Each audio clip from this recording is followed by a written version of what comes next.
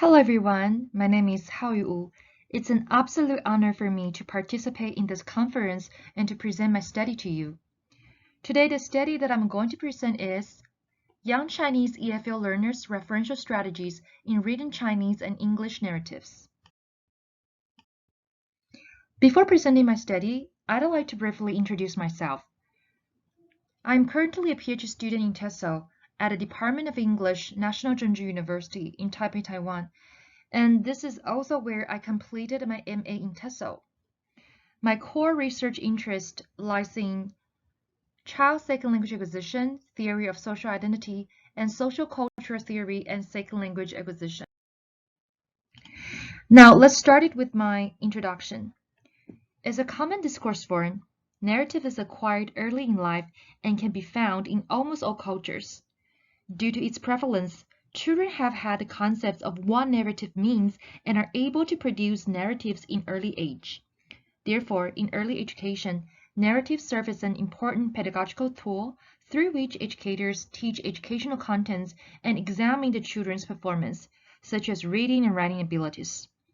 Narrative abilities is of importance because it is a useful index that reveals children's development of different cognitive abilities. A number of research has shown that good narrative skills can predict successful school achievement, literacy, and socialization abilities, to name but a few. In the field of second language acquisition, narrative has also been used to examine learners' second language speaking and writing proficiency. To see whether the narrative is well-formed, different textual elements have been identified.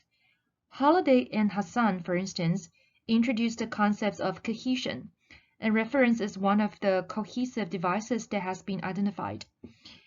And references such as pronouns, proper nouns, and demonstratives are used to identify different nominal entities in a context to achieve specific purposes.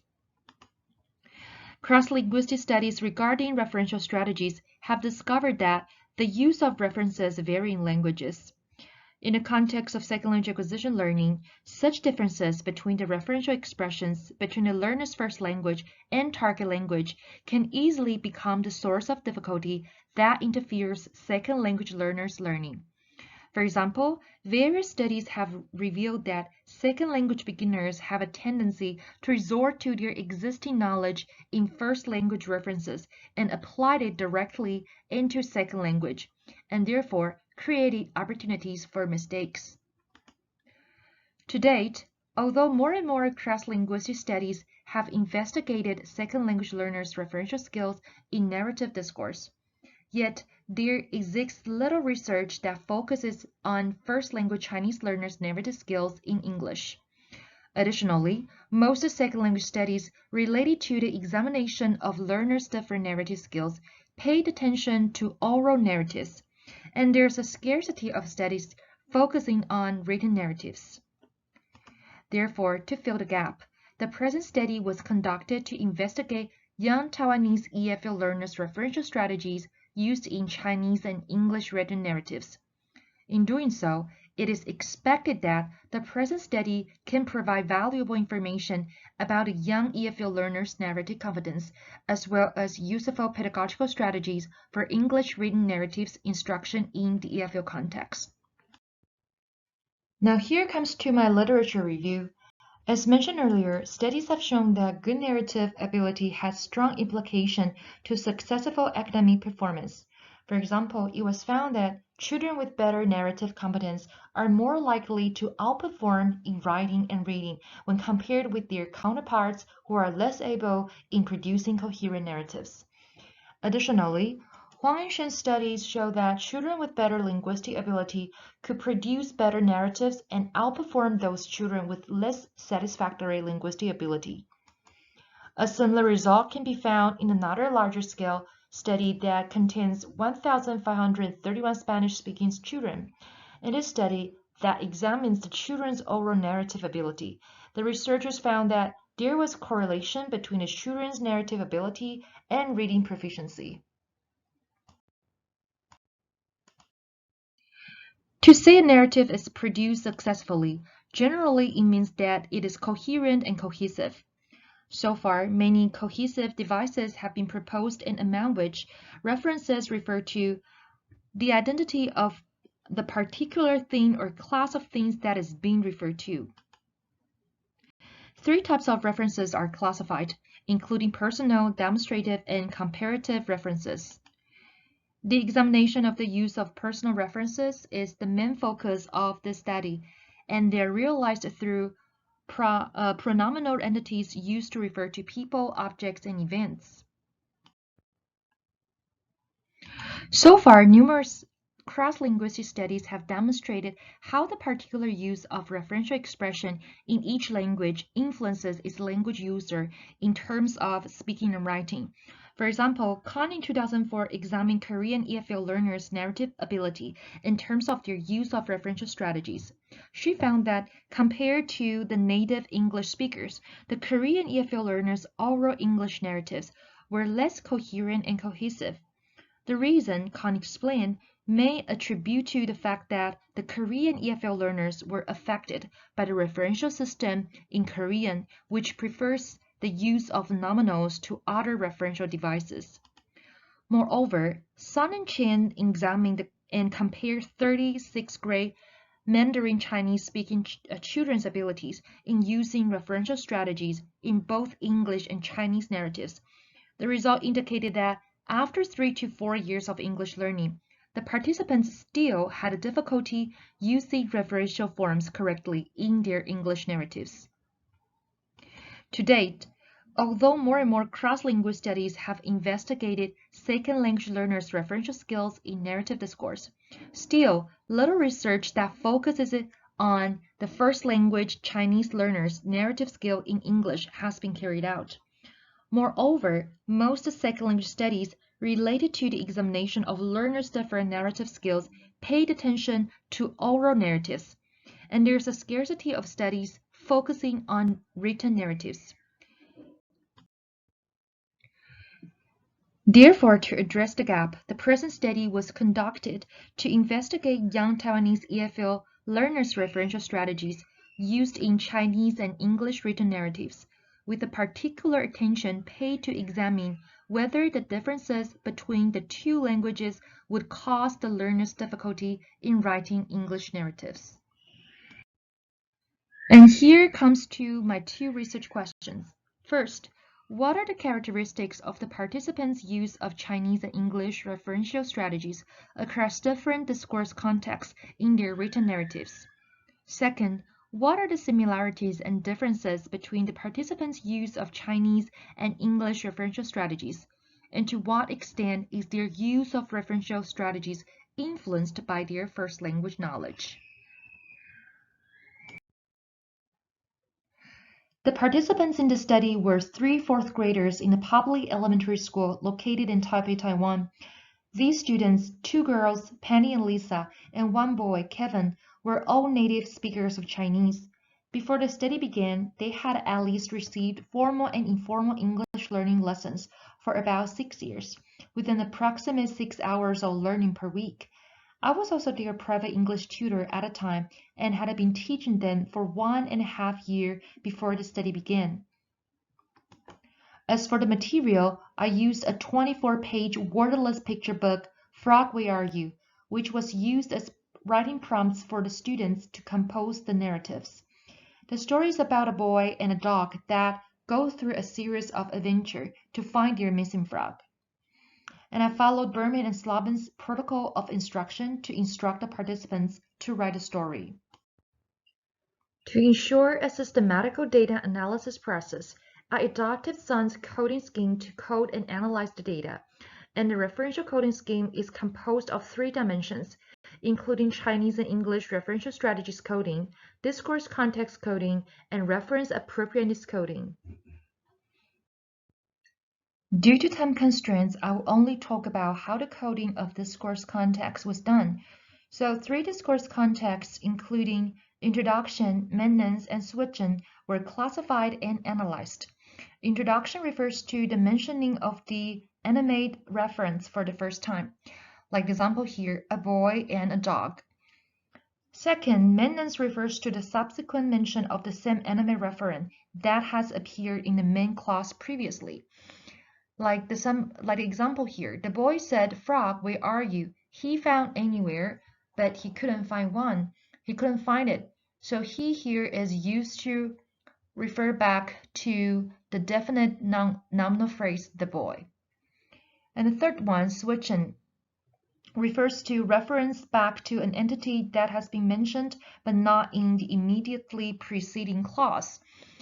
Like the example here, the boy opened the window, the dog fell off the window, the boy was unhappy. The boy in the third clause is used to refer back to the boy in the first clause. And now here comes to the result. First, I will present the result of the overall use of Chinese and English referential strategies. This table here shows the raw frequency and the percentage of the overall distribution of Chinese and English referential strategies. It can be seen that the three participants performed rather well and show little difficulty in employing references correctly and appropriately in both Chinese and English narratives. That is to say, they achieved equally high percentage in using appropriate and correct referential devices in both Chinese and English narratives. However, a closer look on the participants' individual performance shows that Kevin contributed most cases of inappropriate use in both Chinese and English narratives. In the 87 Chinese sentences he produced, he made 5 inappropriate use and 1 incorrect use and 1 ambiguous use. In the English narrative, he made 5 incorrect uses and 1 ambiguous use out of the 67 sentences. As for the use of the referential strategies, the table here shows that the participants adopted a variety of English and Chinese nominal forms.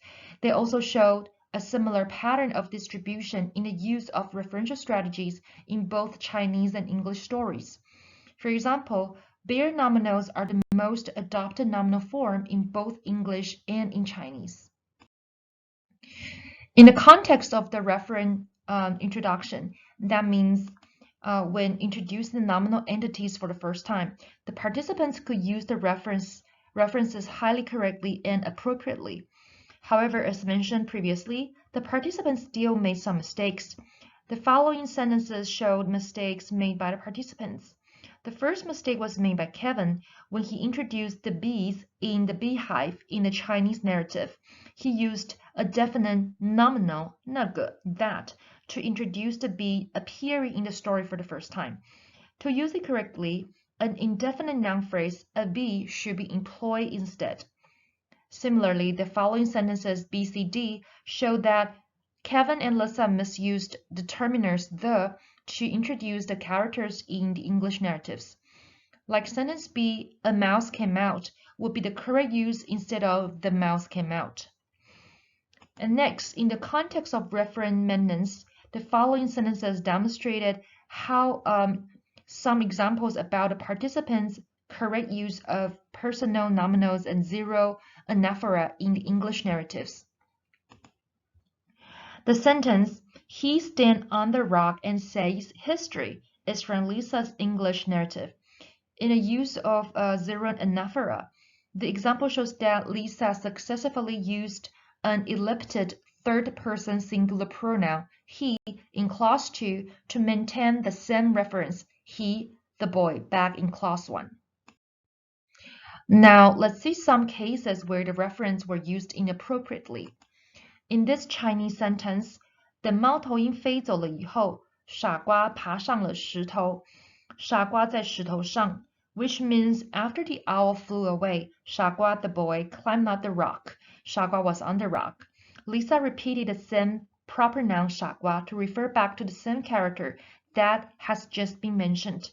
In Chinese discourse, it is considered more appropriate to use pronominal or zero anaphora instead of repeating the same nominal phrase to refer to the character in the successive mention of the same subject context.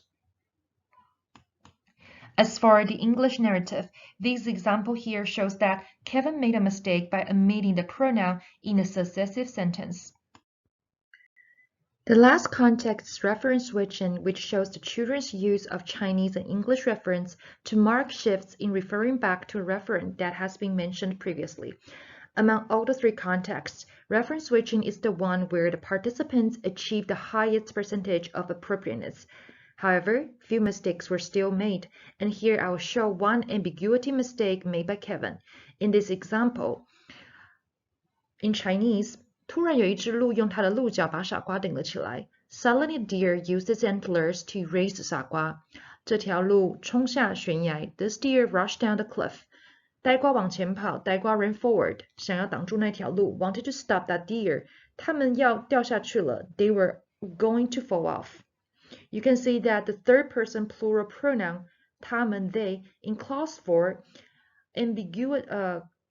causes ambiguity because they here may refer to 傻瓜 the dog, 呆瓜 the boy, and the deer they were all going to fall off. But based on the picture illustrated in the book, only the boy and the dog without the deer fell off.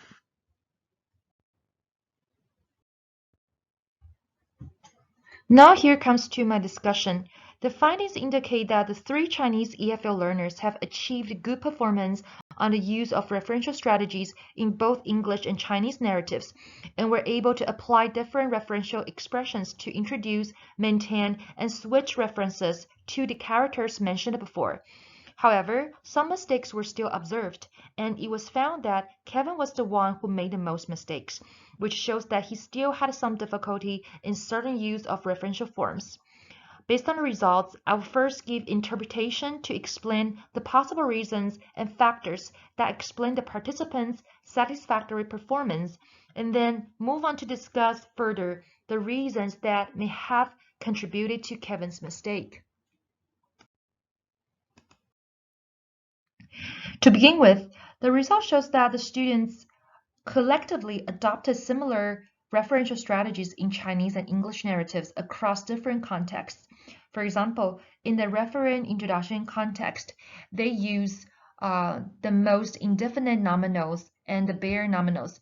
And then in reference maintenance context, zero anaphora and personal nominals were adopted the most.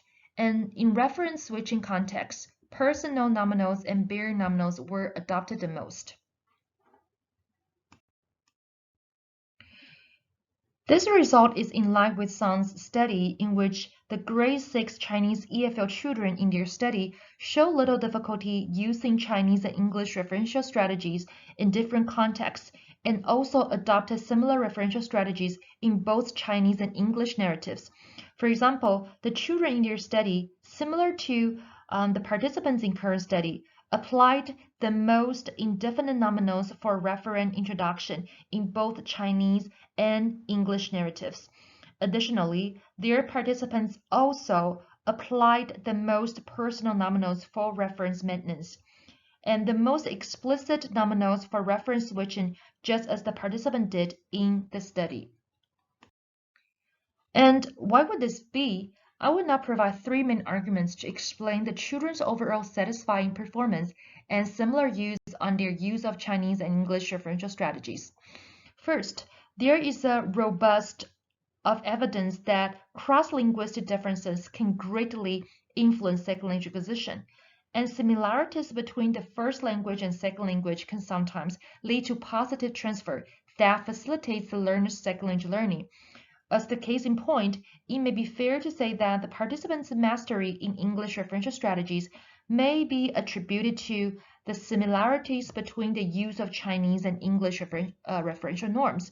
That is, the cross-linguistic similarities in this regard provides greater possibilities for positive transfer, which helps reduce the burden of cognitive resources for learning the linguistic structure in the target language, and therefore results in better acquisition. Second, it is important to know that, however, different from some participants who orally produced the narratives, the participants in this study produced the narratives in written forms. So, unlike the speaking tasks that are usually less formal and require more spontaneous responses. The writing tasks give the participants in the study more time to produce the contents and therefore enable them to give better performance. Lastly, their comparatively satisfactory performance in English referential expressions may also be attributed to their ongoing English learning efforts devoted in both formal and informal learning contexts. Although the participants produced impressive performance, some mistakes, however, were also identified, and it was found that Kevin was the participant who made the most mistakes of the three. In particular, based on the finding, Kevin made the most mistakes in introducing the reference in the English narrative. As you can see from the example here, he used the definite noun phrases to introduce the animals that first appear in the story. And the reason why Kevin incorrectly used determinate nominals to introduce the referent may be because of the fact that he overgeneralized the rules of target language. Overgeneralization, along with the language transfer, is one of the most common systematic language production errors. In the process of SLA, overgeneralization is a phenomenon of intralingual transfer, and it refers to a process in which a learner overextends one rule to another instance and violates its restrictions in the target language. It is not obligatory to add determiners or an or the in Chinese before the nominals, but in English, the use of determiners is obligatory, and the omission of determiners would be considered incorrect. Therefore, for Kevin, who had learned English for at least 6 years, may have applied this specific target language rule with the intention to avoid the error of determiner omission. In fact, this finding finds resonance in Taylor's study, in which Taylor found that students with very beginning second language proficiency made more interlingual transfer errors, whereas intermediate students produced more overgeneralization errors. Taylor thus proposed that as the learner's proficiency increases, they would tend to decrease their reliance on their first language knowledge to transfer the linguistic norms. Instead, they are more likely to rely on what he already knows about the target language and on overgeneralization strategy. The result first revealed that the participants utilized similar referential forms across different contexts in both English and Chinese narratives. And positive first language transfer and ongoing effort in both formal and informal English learning may explain their near proficient performance. Nevertheless, the examination on the mistakes also demonstrated that they still possessed a few particular difficulties. Kevin's mistakes showed the influence of second language overgeneralization, which made him overuse the definite noun phrases in English narratives to introduce the referent mentioned the first time. So in light of the result, we can see that acquiring the target language's specific discourse style is vital yet challenging for most second language learners and may also become the source of difficulties for students. Therefore, to help elementary Chinese EFL learners to master the use of English referential strategies, language teachers should be aware of the similarities and differences between the uses of references in Chinese and English and design the teaching activities that can help raise the students' awareness on the referential skills in both their first language and second language via implicit and explicit instructions. Finally, due to the modest sample size, the current study allows for limited generalizations only. Further research is suggested to include a greater number of participants to better testify the findings derived from this paper. Moreover, the study only used the picture book to elicit and examine the learner's referential skills. Therefore, learners' referential strategies used in different types of narrative forms, such as the narration of personal experience about past events, or narratives elicited from a less controlled and more natural setting, are also worth exploring to gain a broader picture on a cross-linguistic influences on a second language learner's referential skills. And this is the end of my presentation. Thank you for listening.